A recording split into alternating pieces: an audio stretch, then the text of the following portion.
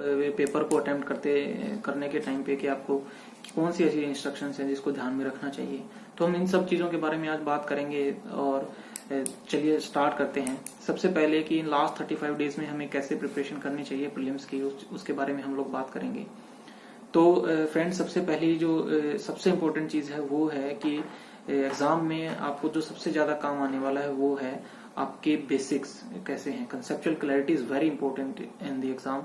तो आप जो मेन आपके बेसिक सिलेबस हैं, जैसे कि हिस्ट्री है, आपका ज्योग्राफी है, आपका पॉलिटी है और आपका इकोनॉमिक्स है, एनवायरनमेंट है, ये हमारे बेसिक सिलेबस हैं। हमारे पास इनका रिसोर्स रहता है, मटेरियल रहता है, हमारे पास बुक्स, स्टैंडर्ड बुक्स रहती हैं। तो वी हैव समथिंग कि हम इसको अच्छे से और ज्यादा अच्छे से प्रिपेयर कर सकते हैं। तो सबसे पहले आपकी ये चीजें अच्छे से क्लियर होनी चाहिए, कंसेप्चुअल क्लैरिटी होनी चाहिए। और दूसरी जो चीज है इम्पोर्टेंट वो है करंट अफेयर्स। उसको कैसे टैकल करें वो भी एक बहुत जो है मतलब एस्पायरेंट्स के मन में रहता है कि how to tackle with current affairs in the prelims exam.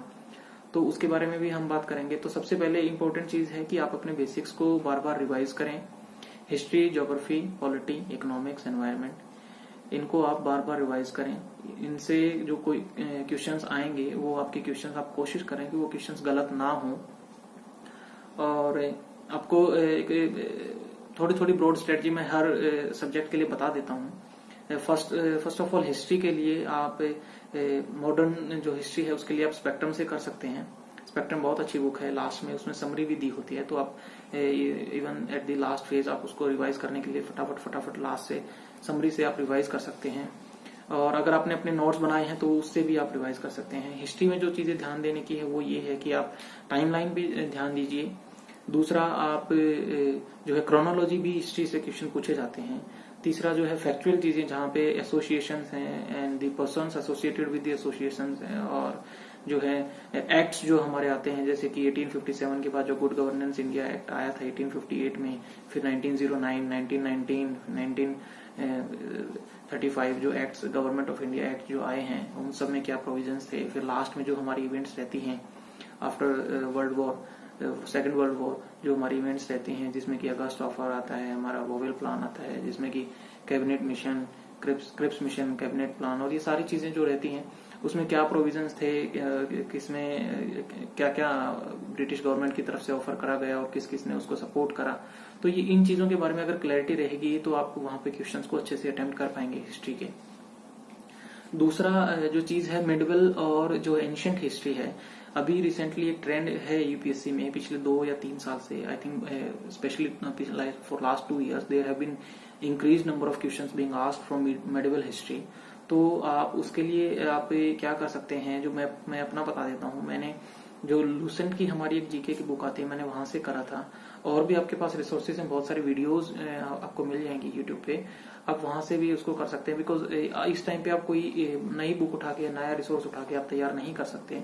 तो फॉर ए क्विक रिवीजन के लिए अगर आपने नहीं करा या आप कर रहे हैं तो आप जो वीडियोस 1 घंटे में जो मिडवल का एक कोर्स टाइप सा रहता है आप वो कर सकते हैं। या फिर आप जो लूसेंट में बहुत उन्होंने क्रिस्प में बना के दे रखा है तो आप वहां से भी कर सकते हैं अगर आपने नहीं करा है। और अगर आपने पहले से तैयार कर रखा है तो आप उसी सोर्स को ही रेफर करें, उसी से स्टिक टू करें और उसी पे अगर तैयारी करेंगे तो आपके लिए बहुत बेनिफिशियल रहेगा। एंशिएंट से आप जो तैयारी करते हैं, मेरे हिसाब से जो रिसेंट में करंट अफेयर्स में जो चीजें एंशिएंट से रिलेटेड रही हैं, जैसे हमने बहुत एक्सकवेशंस करी हैं, इवन हमारे बजट में भी बहुत सारी ऐसी चीजें थी जहाँ पे हमारे फाइनेंस मिनिस्टर ने ऐसी साइट्स के बारे में नाम लिए हैं और कुछ वर्ड्स ऐसे नाम लिए हैं जो एंशिएंट के सिलेबस से रेफर करते हैं। तो उन चीजों को आप ना छोड़िए, उनसे रिलेटेड जो चीजें हैं उनको आप करिए। तो आपके लिए मे बी वहां पे कोई भी क्वेश्चन आ सकता है उन वर्ड से रिलेटेड। और तो ये रहा हिस्ट्री का। अभी ज्योग्राफी के लिए हम लोग क्या करते हैं कि ज्योग्राफी के लिए सबसे पहले जो हमारे पास मटेरियल रहता है 11th-12th की एनसीईआरटीज, आप उसको छोड़ के मत जाइए, बहुत इंपॉर्टेंट है वो। एक एक वर्ड को आप कर लीजिए, बिकॉज बहुत ज्यादा भी नहीं है, लेकिन चैप्टर वाइज आप करिए।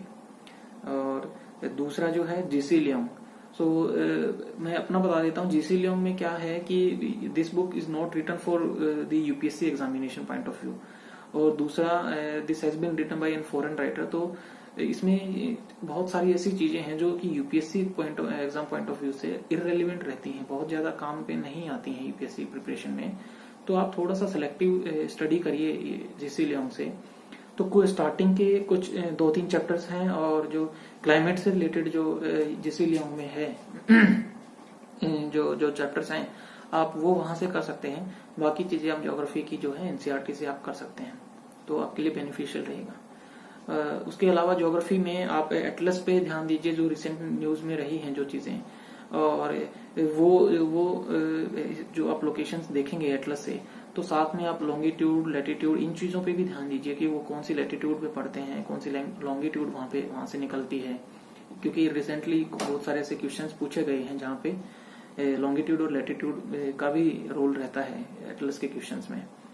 और वर्ल्ड मैप से भी 1 या 2 क्वेश्चन हर बार प्रीलिम्स में पूछा जाता है, लास्ट टाइम भी पूछा गया था, हर बार 1 या 2 क्वेश्चन वर्ल्ड मैप से पूछा जाता है।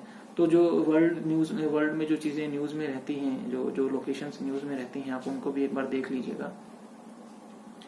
बाकी जो ज्योग्राफी से है फैक्चुअल कुछ बहुत सारी चीजें हैं ज्योग्राफी में, जैसे कि आपके माउंटेन्स हैं, तो माउंटेन रेंजेस जो हैं वो आप सारे ऊपर से नीचे तक, जैसे हिमालयाज हैं, नीचे फिर अपने विंध्याचल हैं, उसके बाद वेस्टर्न घाट्स हैं, और इधर ईस्टर्न घाट्स हैं, और नॉर्थ ईस्ट जो माउंटेन्स हैं उन सबको आप एक बार माउंटेन कंप्लीट कर लीजिए।